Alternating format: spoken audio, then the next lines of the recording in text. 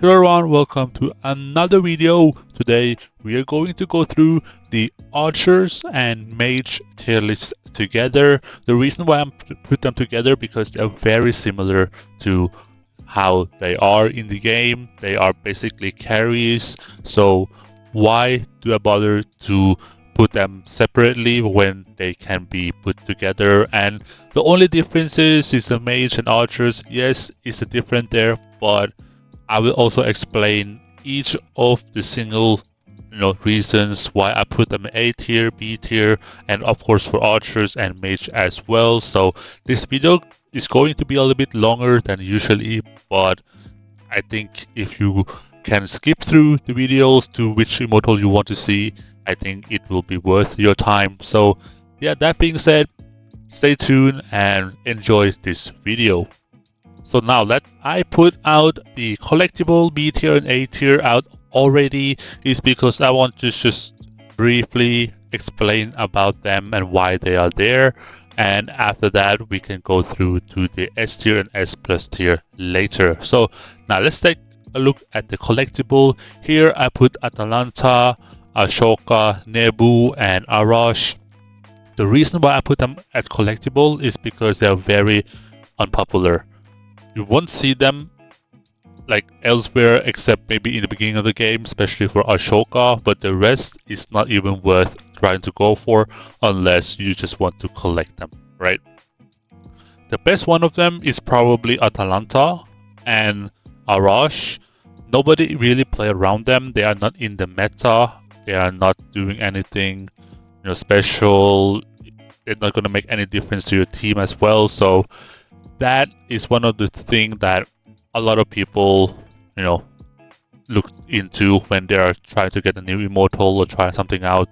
And these immortals are very niche to make, you should play around them. For example, the Atalanta, which in my opinion might be the best one, but the most difficult one to play around. I only seen one or two matches in whole game with Atalanta in the win team. Other than that, it's very, very difficult to, play around. I don't really recommend, going for Atalanta unless it's going to be your long-term goal. That can be a thing, right? But Nebuchadnezzar is something else as well. Now that you can get in Sparkle Galaxy, I think it's a bit cheaper, but I don't think you should be putting your gems into Nebuchadnezzar when you can put gems elsewhere, which is way better for the same value. So now let's take a look at the B tier. We have Yoshi, we have Gilgamesh, we have Cleopatra, and we have Yi Seung-gi. The reason why I put them there is because they are not good as in PvP anymore. Although some of them, like Gilgamesh, like Cleopatra, is very good in the early game to mid game, and then she basically falls off really quick in the later stage of the game, or conquest season if you want to put it that way.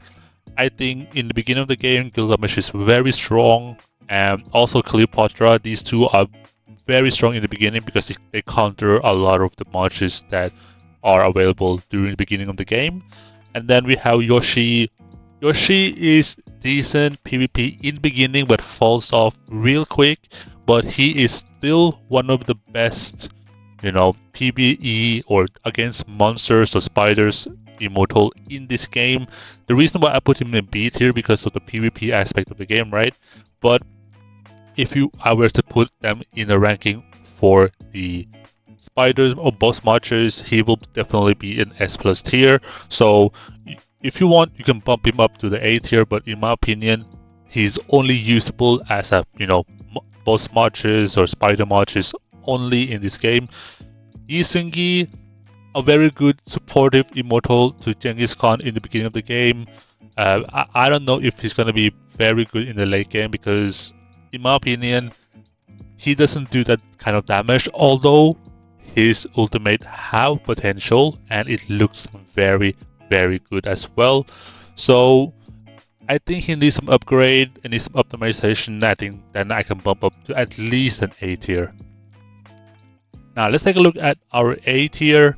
We have Margaret, we have Sendok, we have Merlin, we have Empress Wu, we have Hammurabi, and we have Elizabeth. The reason why I put them in the A tier because I think they are very good in the beginning of the game. They are good in the middle of the game. Some of them is still good at the late game, but most people probably are moving on to something else from them already. But they can still be very good immortals to have in your second Mage, in your third Mage. I mean, they are very good there, and I still recommend recommend you guys to get them as well for collectible in case you want to switch things up and flex, having like a flex immortal with these immortal. Margaret is very good. She recently got an update like a couple months ago, and I think she is very usable in a water team right now. Sendok, although she got nerfed recently, I think it was like a month ago, and I still think she have, a good potential. I talked to one of my friends in this game. He told me about Sendok and how they use like Sendok in the game, and it's actually pretty good. And I think that Sendok has potential, but you have to play him very specific or her specific way. Merlin, Merlin is very good immortal from the get-go, very good early game, very good mid game, but water teams falls off really quick, right? But if you have like, available like 3 skills or the pay to win skills available, I think Merlin gonna be very strong early game, mid game, and into the late game as well. Although people by then transit to another team already, right? So Empress Wu, same situations as Merlin and Sendok.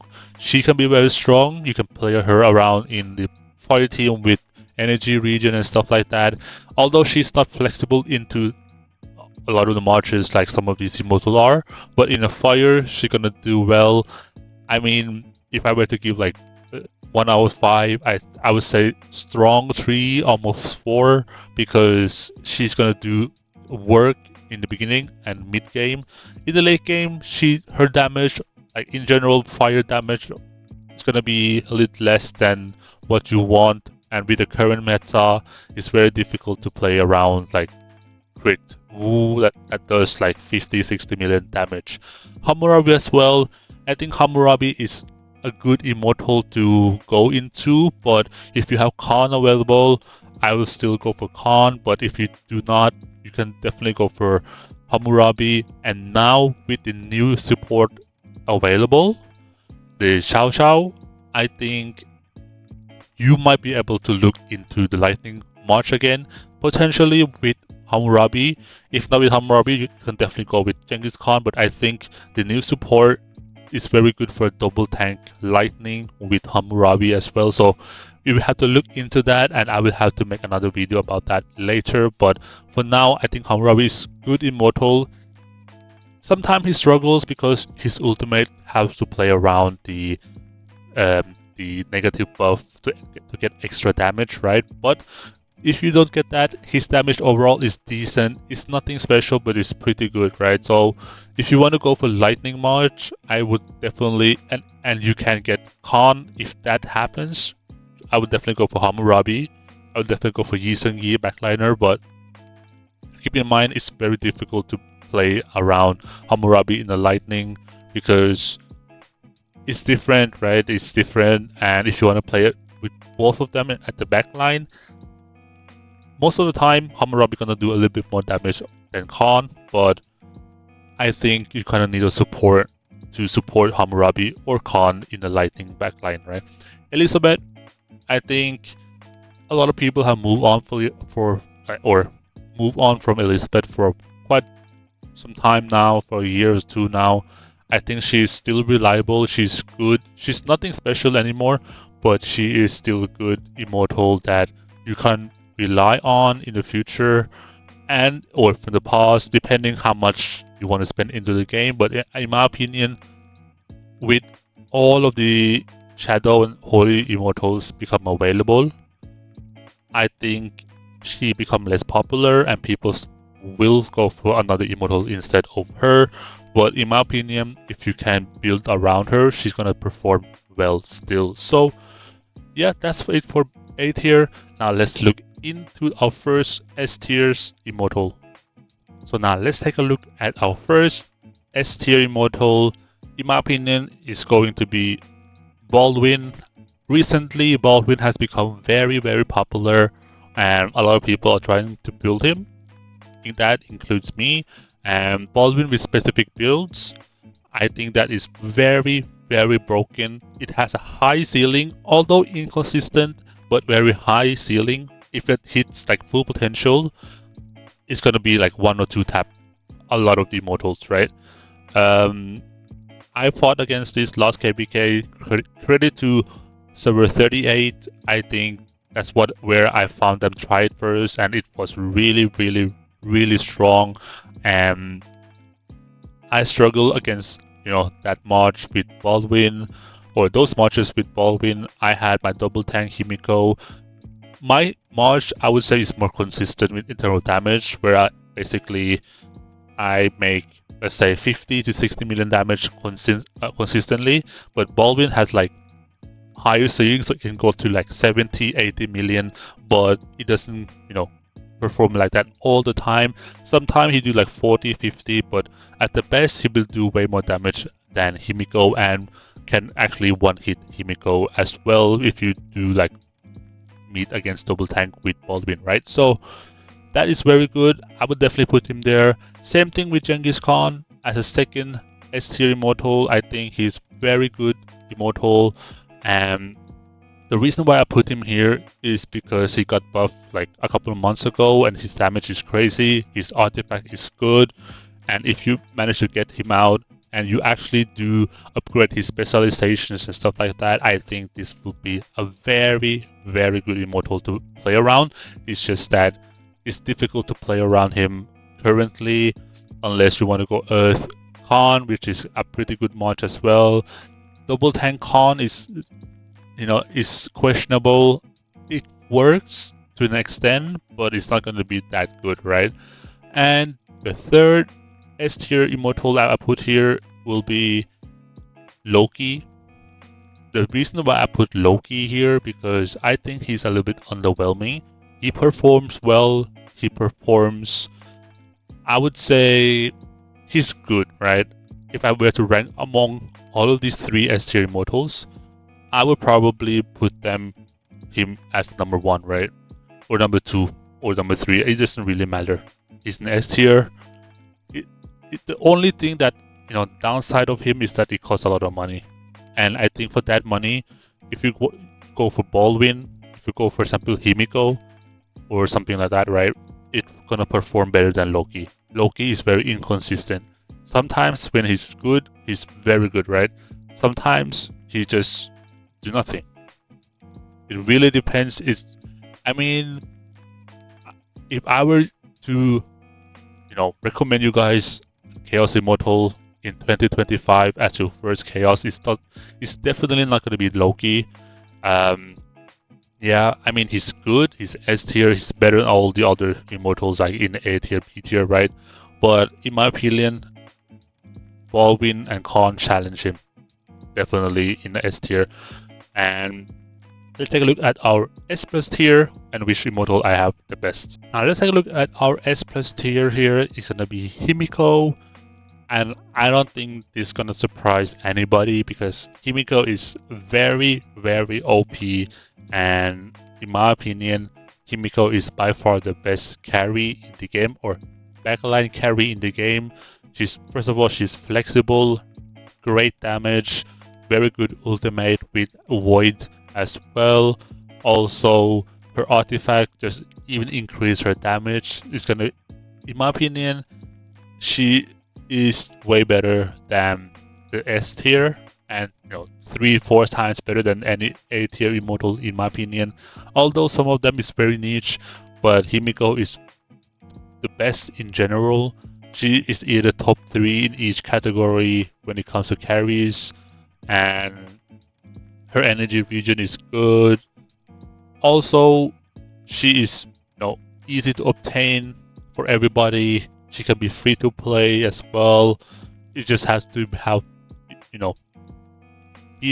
take time to grind her, but Other than that, I think she is very good. Specialization enhance her ultimate as well, which is crazy. I've been using her for at least 2 years now, and I've used Khan as well. I use Loki a little bit, and I use Baldwin as well. I think Baldwin recently become popular after the update a couple months ago. Before that, he was not that popular, but once he become popular, I think the only one in this game that can rival Himiko is Baldwin. Although, in my opinion, Baldwin is a little more inconsistent, while Himiko is more consistent, but Baldwin can do more damage than Himiko, and when it does, Baldwin will be, better ones. But for now, like I said, Baldwin is a little bit inconsistent. You need a very specific build around him. While Himiko, you can just throw out any mage skills, even free to play. But if you can actually get, like, for example, infinite firepower, legendary skill, she's gonna be OP. Corrosive power is gonna be very, very OP with that. And now with energy master is gonna be even better. So yeah, that being said, S plus tier, Himiko alone, and she's basically the number one alone. There's some very close S tier immortal to Himiko, but I wouldn't say it's too close. I would say it's like, if I would put like S tier, I would put her there, and then I would put, leave Baldwin maybe between S plus tier and S tier, right? I think these two are the 1 and 2 in this game, and number 3, I think I would say Khan, but I think I would share the place with Khan and Loki, because Loki can do damage, but very inconsistently. But Khan can do damage as well, but being an archer in this game right now is very difficult, because everybody has a very good tank game. I would say double tank immortals, and then they do much better against physical immortals, right? Which is Khan. So that being said, let's go take a look into Apollo. So let's talk about Apollo a little bit. And I don't want to rank him because he's very new. He just came out like 2 days ago at the date of making this video. And if I were to put him in a ranking, like in theory, like assumption, prediction, whatever you want to call it, I would put him in the S tier for now. The reason why I put him in S tier, because he is supposed to be an archer, or he's an archer, but he has like 750% damage, which is incredible, probably the highest in the game. But keep in mind that he's an archer, right? Archers, like Khan, they do a little bit less damage to, tanky teams and sustainable teams. He's gonna do a lot of damage. His ultimate looks incredible.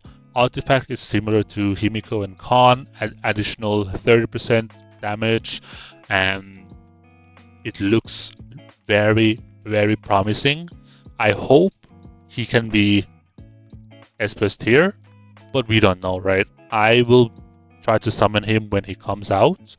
I will try to give you some visual about him, like his ultimate and stuff like that, whenever I can get him.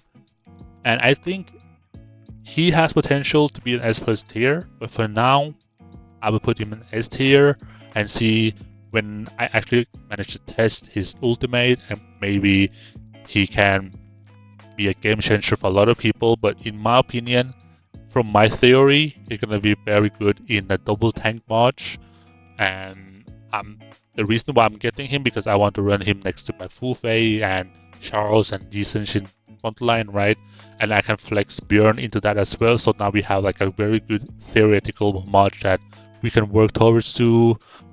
It might take like a couple months, but I'm hoping I'm investing in the right immortal and not IK coming out, I don't know, in maybe like a week's time and nerf him completely to the ground. So we will see. I hope he's gonna perform well.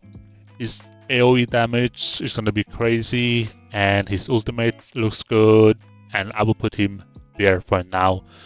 Yeah, that being said, this is the tier list for archers and mage carry in this game for me. And now let's take a look at archers and mages best value carry in the game. Now let's take a small break from the tier list. I just want to shout out to the people who have been supporting to me when I started being a PO and the content that I create, and also shout out to Daniel King from 183, where he shared my content to his server and helping me get more viewers and stuff like that. I really appreciate that. And also the other people have been active in my comment sections on YouTube. Shout out to them as well. Also my alliance service 56 and the friends here, also some in other servers as well. Shout out to them because they've been helping me. They have been giving their opinions that that I really need when I make videos, because now we have different viewpoint on each stuff, so we can make a better video instead of everything being biased towards me. So yeah, thank you guys for watching, and I really appreciate, and it makes me want to make more content for you guys, and hopefully my content really helps you throughout the IK gameplay and stuff like that. And yeah, that's just something that I want to say. And yeah, let's continue with the tier list. Now let's take a look at the best mage and archer carry in this game. This ranking you see right here is based off my experience and what I think about them. Of course, you might disagree and you might want to move up or move down some immortals, but in my opinion, I think this is about right. Let's start with A tier. Loki. The reason why I put him there, because I think he's very expensive for that value. I think there are other mages or archers that perform better, and in my opinion, A tier sounds about right, because he is not that kind of like immortal that do the game changer stuff anymore. He's still gonna be very strong, but for that kind of money, and with how the specialization has arrived, then you have to spend up to $3,000-4,000 to make him relevant, right? Just maxing him costing around like 1,800, maybe plus minus around that area, and then you get three stars in terms of the artifact. I think that's not the way to go for a lot of people. Possibly only the 1% of people in this game probably go for something like that, right? But if you look at the S tier, we have Sendok, we have Empress Wu, we have Merlin, which they are free-to-play immortals or grindable immortals. I think you should rather go for them and use the teams around them, and they are easy to build around as well. And we have Baldwin and Khan, which are basically the main characters of the game. And I think Baldwin, Khan, Charles, they're difficult to get, and the thing is you unlock them, right? And then they only pop up in the market in the with gems. You can buy them with gems. I think that takes a lot of time. You have to be patient, and if you don't have the patience, I think you should go for Himiko. Himiko, in my opinion, is the best value. She can be easily obtainable as well.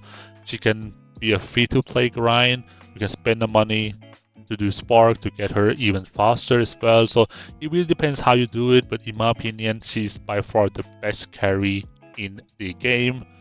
In terms of value as well, her fragment specializations, stuff like that, just fit into her damage, her ultimate. I mean, if you ask a lot of people, they would probably recommend you guys Himiko as well. And the reason why is because she's flexible.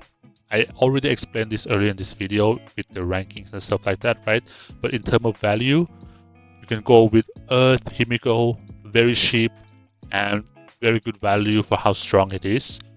And basically, as a free-to-play, it might take a little bit of time, but this is very, very good team and good immortal to build around. In my opinion, if I were to start over again today, I would try my best to work my way until Himiko as fast as possible, even as a free-to-play, because she is that OP. She is good in PvP. She does decently, only decent in PvE like bosses and spiders. But if you want to go for like a spider march early game as well, next to Himiko, I would probably go with Empress Wu or something like that, right?